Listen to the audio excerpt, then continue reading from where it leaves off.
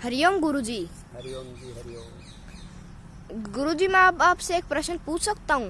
हाँ जी, बोलिए। गुरुजी, ये बताओ, तपोवन के आने के बाद आपकी माता जी से कब और कैसे भेंट हुई? मैंने माता जी जैसे 1996 में थोड़ी परेशानी आ गई थी। हाँ जी। शारीरिक। हाँ जी। तो 1996 में माता जी नीचे आ गई।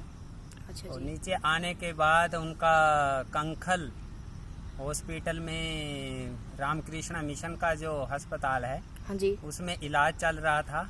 अच्छा और जी। आराम आने के बाद कुछ माता जी वहाँ ट्रीटमेंट वहाँ से चल रही थी। हाँ जी। और ऋषिकेश में माता जी रह रही थी। अच्छा जी।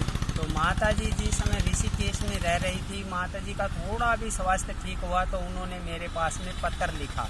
अच्छा जी। तो वो पत्र मिलते ही मैं अगला दिन माता जी को मिलने के लिए निकल गया। हाँ जी। मेरे साथ में एक बाबा जी और भी थे, उनका भी दर्शन करने की इच्छा थी। हाँ जी।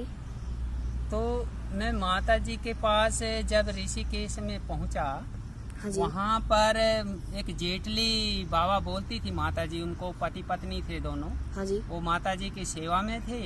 अच्छा और जी। एक कलकत्ता की माता जी थी, उनको माता जी बोल रही थी बिजोरिया नाम से बोलती थी।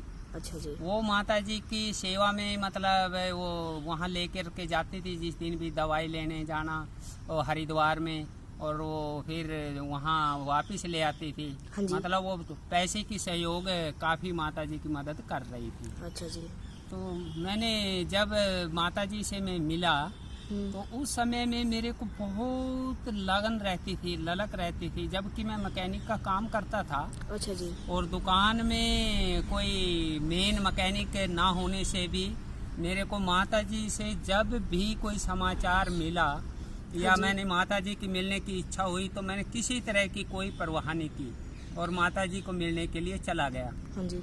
तो ऐसे ही मेरे को जैसे पत्र मिला, अगले दिन सुबह में एक महाराज जी के साथ ऋषिकेश के लिए निकल गया। अच्छा जी। तो मैं माता जी के पास कम से कम भी 7-8 दिन रहा। माता जी ने सब बताया मेरे को कि ऐसे ऐसे मेरे को दिक्कत हो गया था, गाइड ले करके आया। और कुछ आराम आने के बाद माता जी वहाँ जो भगत बन गए थे माता जी के, तो ऐसे उनके पास मिलने जुलने भी गई। हाँ। तो ऐसे में मतलब कहने का ये है कि माता जी का मेरे अंदर में इतना प्यार और ललक, मैंने आप जान सकते हैं कि पूरा गुरु की ललक का ही मैं आज लाभ उठा रहा हूँ।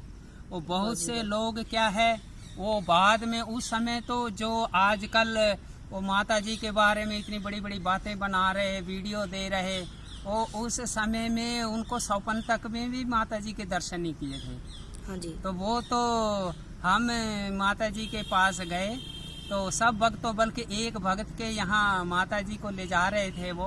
हाँ। घर में चरण बोला हमारे घर के अंदर चरण घुमाओ।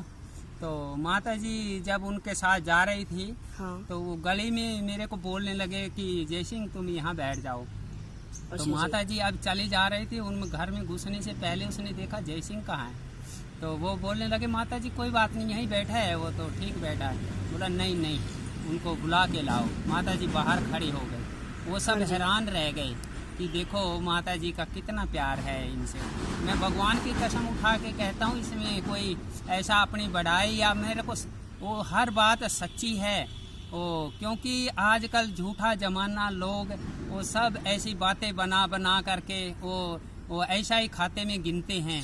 तो लेकिन हमको तो ये है कि भी मानवता के अंदर प्यार है, उसे जगाओ। वो आज भी हम बहुत खुशहाल हो सकते हैं, वो लक्ष्य पा सकते हैं, मैंने मुक्ति पा सकते हैं। हाँ जी। तो माता जी ने साथ में हम उनके गए। हाँ। तो ऐसे में बाद में वो आश्रम में भी एक दिन लक्ष्मण बाबा के आश्रम में भी माता जी को निमंत्रण लगाया गया। हाँ जी। हम वहाँ भी गए लक्ष्मण दास बाबा के।